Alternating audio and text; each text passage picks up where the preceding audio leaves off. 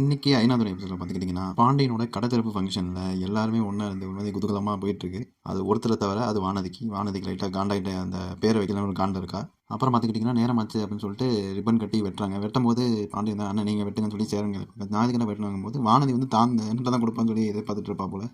திரும்பி ஒரு ஏமாற்றம். அடுத்து சாமி கும்பிடும்போது பார்த்தீங்கன்னா விளக்கேற்றுறதுல வந்து கேண்டில் வந்து நிலா கையில் கொடுத்துட்டா பாண்டியன் நீங்கள் தான் ஏற்றணும் அப்படின்னு சொல்லிட்டு நிலா சொல்லும்போது அதுக்கும் இதாகிட்டா. அப்போ வந்து 5 தெரியல அவள் ஒன்று கூட ஏற்றலை. அது இன்னும் மூஞ்சியே மாறிடுச்சு. அப்புறம் சாமி கும்பிட்டு பூஜை நடந்து முடிஞ்ச வரைக்கும் எல்லாரும் கிளம்புறாங்க அவங்க வேலைக்கு அப்படின்னு கிளம்பி போகிறாங்க. கிளம்பி போன பிறகு வானதி வந்து கோவமாகவே இருக்கா. அப்புறம் வந்து பாண்டியன் வானதி கண்ணா 3 பேர் மட்டும் இருக்காங்க. கண்ணாவை கடைக்கு அனுப்பிச்சு விட்டு வானதி டென்ஷன் ஆகிறா இருக்கா. அப்புறம் வந்து பாண்டியன் பார்த்தீங்க கண்ணுக்கு தெரியலையா வந்து இந்த மாதிரி அப்படின்னு சொல்லி டென்ஷன் ஆகிறா.